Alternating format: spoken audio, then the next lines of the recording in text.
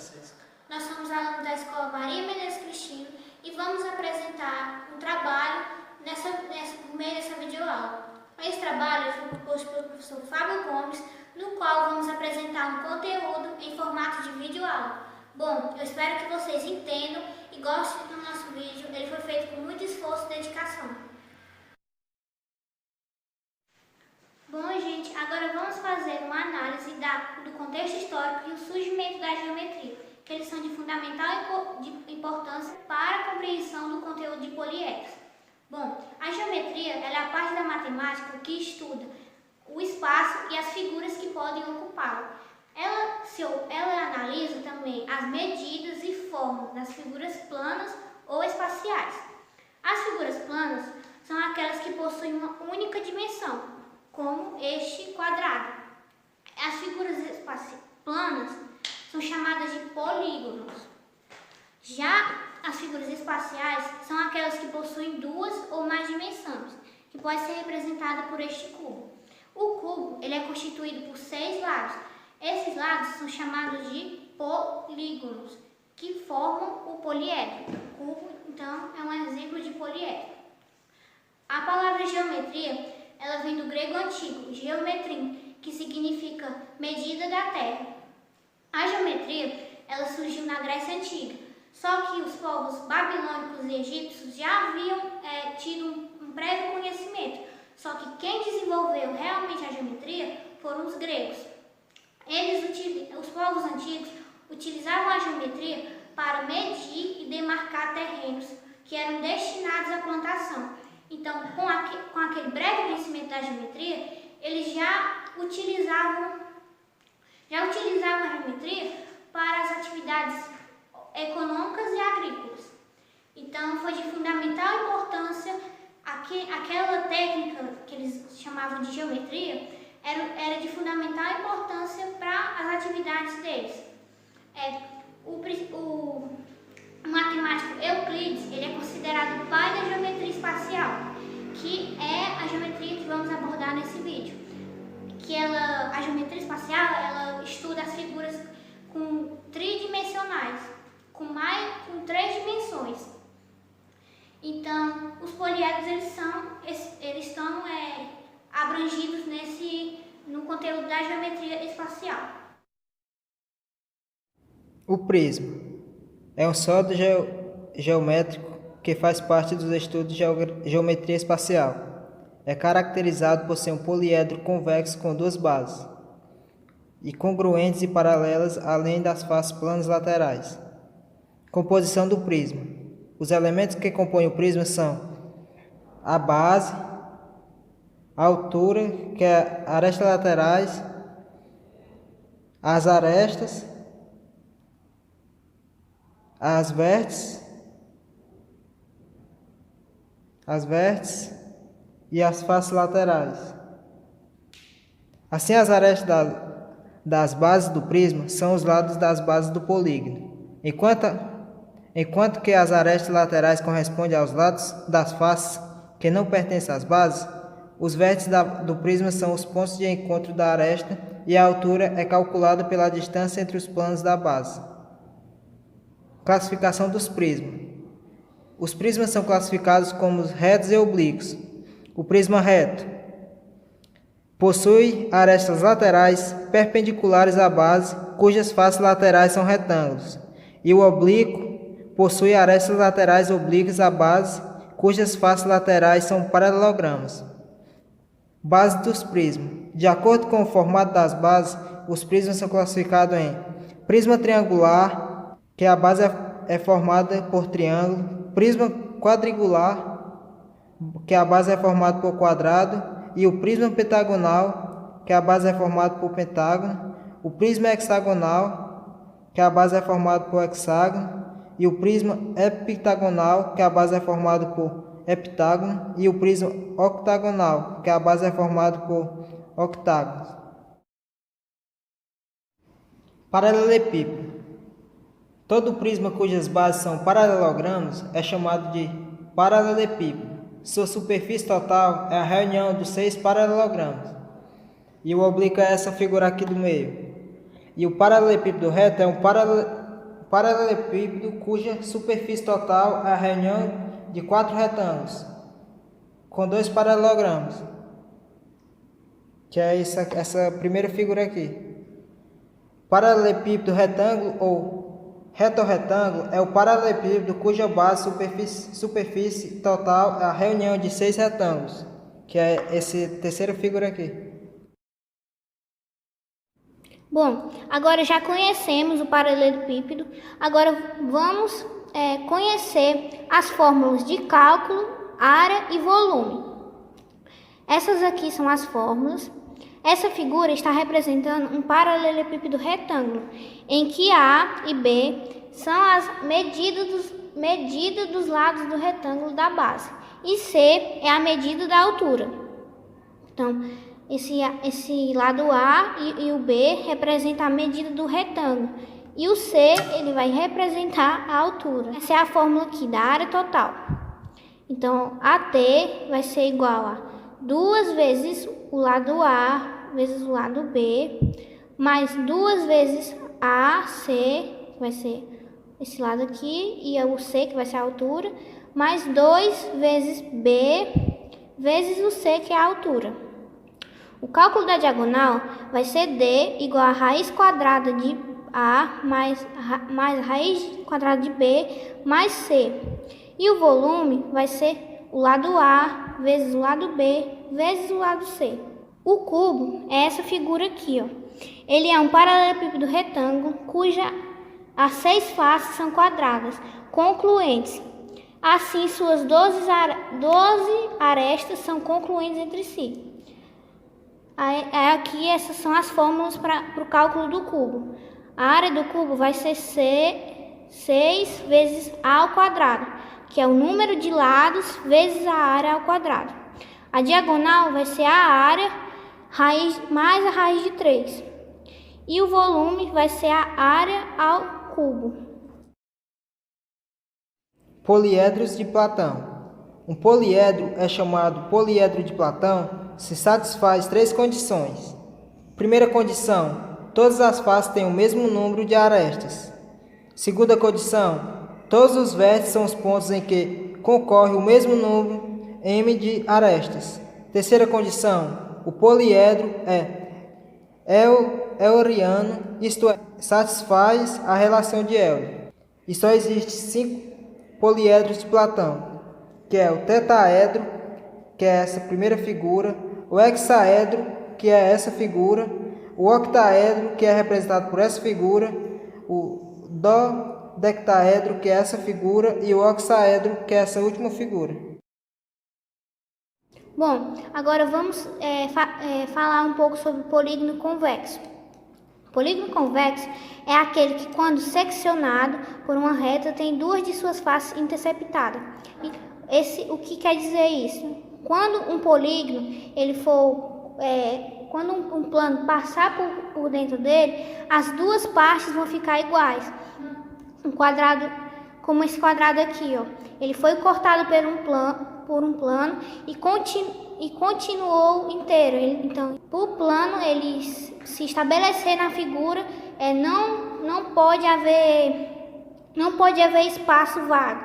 Então, a figura tem que ser sólida, não pode haver buracos. Já o polígono não convexo é aquele que, quando atravessado por uma reta, tem mais de 2 faces interceptadas. Esse polígono aqui, ele não está inteiro. Quando o plano passar por ele, mais de 2 faces vão ser interceptadas por esse plano. Então, esse sólido aqui, ele não é plano. Esse corte ele não vai ser de forma plana, porque vai passar mais de uma face desse polígono vai ser passada reta. Princípio de Cavalieri. Conseguimos estabelecer uma fórmula para o volume de um paralelepípedo retângulo de maneira intuitiva. Entretanto, para determinar a expressão do volume de outro sólido, o processo não é tão simples. Uma maneira que pode ser utilizada para a obtenção do volume de um sólido é adotar axioma. um resultado formalizado pelo matemático italiano Bonaventura Francisco Cavalieri, que é conhecido como princípio de Cavalieri. Dois sólidos nos quais todo plano secante paralelo a um dado plano determina superfícies de áreas iguais. São sólidos de volumes iguais. Bom, o princípio de Cavalieri, hoje, ele é tido como um postulado. É usado para determinar fórmulas para o cálculo de volume de sólidos geométricos. Por meio deles, é possível chegar ao volume de qualquer prisma, usando o volume de um prisma conhecido, desde que o segundo possua a mesma altura que o primeiro e ambos possuam as bases concluentes. Então tá aqui, ó. Esse sólido, ele foi cortado ao meio, mas para o sólido do plano alfa ser semelhante ao do beta, eles têm que ser concluentes e ter as áreas semelhantes. Cavalieri era um matemático do século XVII que teve a seguinte ideia: embora o formato de um sólido geométrico seja modificado, exceto por casos que ele perde ou ganha massa, seu volume permanecerá inalterado. Esse é o pensamento que fundamenta o princípio, que ainda hoje é definido adiante. Então, essa aqui é a fórmula para o cálculo desse princípio. V, o volume, vai ser igual à área da base vezes a altura. V é o volume do prisma. AB, ou como está aqui no nosso exemplo, SB, é a soma das áreas das duas bases, e a altura, e H é a altura do prisma. Esse princípio, ele fala que os dois sólidos, eles têm que ser paralelos e ter o volume semelhante para estabelecer essa relação. A pirâmide. A pirâmide é um poliedro com as bases formadas por um polígono e as faces formadas por triângulos, unidos em um vértice a uma certa altura. Então, a pirâmide, ela precisa de uma base que pode ser quadrangular, triangular e pentagonal. Essa base, ela é formada por polígonos, mas o corpo da pirâmide, ele é sempre formado por triângulos. Os elementos de formação da pirâmide são o vértice, que é essa linha aqui, o apótema, que é a altura do vértice até a coisa da base, essa parte aqui, e pela face lateral e pela base. A primeira pirâmide, ela foi construída já faz há mais de 500 mil anos antes de Cristo. Então, os egípcios, eles já tinham esse senso de arquitetura e já usando o princípio esse princípio geométrico da matemática. Então, esse senso estético parece ter sido altamente desenvolvido pelos egípcios, como mostra o registro da construção da pirâmide. Essas pirâmides eram destinadas para servir de túmulo para o faraó e sua família, bem como guardar os seus tesouros. Então, a pirâmide tinha esse significado, que os faraós eram enterrados dentro dela e todo o bem material que eles possuíam era guardado nas pirâmides. As inúmeras pirâmides foram construídas no antigo Império Egípcio. Então, aquela famosa pirâmide chamada de Gizé, então ela foi construída pela civilização egípcia. Então, eles já possuíam esse conhecimento geométrico. O desenvolvimento da geometria pode ter sido estimulado por necessidades práticas de demarcação de terreno, de construção de edifícios e pelo sentimento estético. Então, a geometria, ela está bem presente nisso, que ela era vista como um aspecto estético, arquitetônico, e também tem essa parte científica da matemática.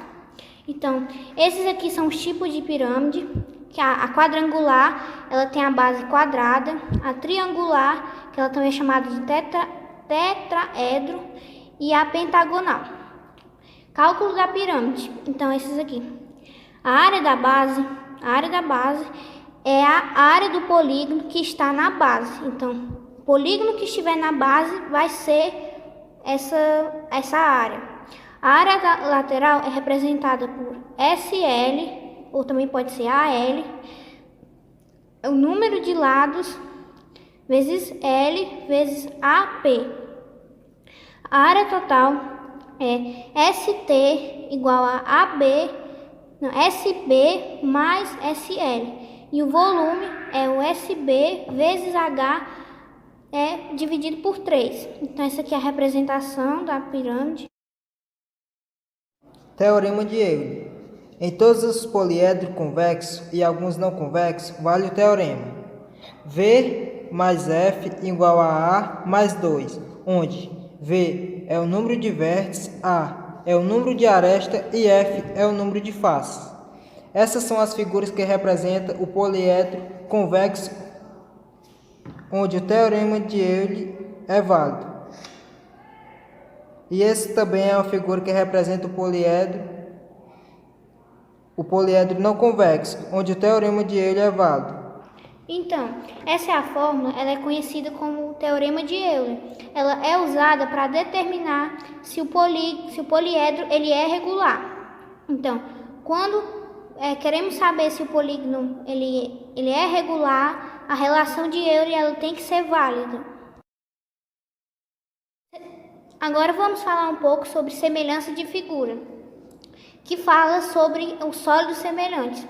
Se uma figura ela for a ampliação da outra, a figura A ela é a ampliação para formar a figura B. Essa propriedade de razão de semelhança, ela fala que a razão entre a área e o volume de figuras semelhantes. Dados duas figuras semelhantes, é possível estabelecer a razão entre as suas áreas e volumes através da razão de semelhança, que é como demonstra esse exemplo. Os dois quadrados representados ao lado são semelhantes. Repare que o quadrado B é uma ampliação do quadrado A. A medida do quadrado B é o dobro da medida do A. Se dividirmos o comprimento do lado B pelo comprimento do lado A, teremos 4 sobre 2, que é igual a 2. Esse resultado aqui, ele é a razão de semelhança na ampliação. Então, esse princípio ele fala que nós podemos avaliar se um sólido ele é semelhante ao outro por essa razão. Tendo o sólido maior sobre a medida do menor. Aqui, nesse exemplo, temos bem ilustrado como é a razão de semelhança. Então, aqui, esse sólido, ele é o maior e esse é o menor. Então, a medida do maior sobre a do menor igual a K elevado a 2, que é a razão entre as áreas. Bom, agora para entendermos melhor o conteúdo, vamos fazer alguns exercícios. Esse exercício é o primeiro. Um poliedro convexo tem 3 faces triangulares, uma face quadrangular, uma face pentagonal e 2 faces hexagonal. Obtenha-se o número total de vértices, faces e arestas do poliedro. Então, aqui é a resolução do A. Vamos fazer pela relação de Euler, em que F é igual a 3 mais 1, mais 1, mais 2. Então, o F vai ser igual a 3. Isso aqui também. O número de faces vai ser igual a 7. Agora, o número de vértices. Vértice mais face igual a aresta mais 2. Então, aqui vai ser vértice mais 7 igual a 15 mais 2. Vértice igual a 17 menos 10. Então, o número de vértices vai ser igual a 10. E aqui é o número de arestas. 2 vezes A igual a N vezes F. 2A igual a 3 vezes 3, mais 1 vezes 4, mais 1 vezes 5, mais 2 vezes 6. 2A igual a 9, igual a 4, mais 4, mais 5, mais 12. 2 vezes A igual a 30. Então, divide o 30 pelo 2 e o número de arestas vai ser igual a 15. Agora, vamos resolver o exercício B. A soma dos ângulos internos de todas as faces. Então, vai ser por essa fórmula aqui. S igual a 10 menos 2 vezes 360 graus. S igual a 8.360 graus. Então, S vai ser 2.888 graus. Esse próximo exercício, ele pede para calcular a medida da diagonal do paralelepípedo ao lado. Então, esse é o paralelepípedo. Essa medida aqui é 3, essa é 4 e essa é 5. Essa aqui é como se fosse a altura e essas duas aqui é as medidas da base do retângulo. Sabemos que essa aqui é a fórmula da diagonal, D igual a ao quadrado mais b ao quadrado mais c ao quadrado. Substituímos a e b e c, respectivamente, por 3, 4 e 5. Então, a gente tem que pegar essa fórmula e atribuir esses valores que é dado na questão. Então, quando aparecer um exercício desse tipo, nós temos que coletar as informações que são dadas na questão e aplicar na fórmula. Como nessa questão ele está querendo a diagonal, então essa aqui é a fórmula. Então, a diagonal vai ser igual a 3 ao quadrado mais 4 ao quadrado mais 5 ao quadrado. Igual a raiz de 50 igual a 2 vezes 5 ao quadrado. Então, D igual a 5 raiz de 2. Então, essa diagonal mede 5 raiz de 2 centímetros. Dependendo da unidade que a questão der, como aqui a questão deu metros, não deu em centímetros, então o valor final ficará em centímetros. Bom, gente, esse foi o nosso vídeo. Espero que vocês tenham gostado. Esse vídeo ele foi feito com muita dedicação. Eu espero que ele contribua para a formação de vocês. E sempre que precisar, procure o canal do laboratório para vocês aprenderem com esses vídeos. E deixe seu like e se inscreva no canal.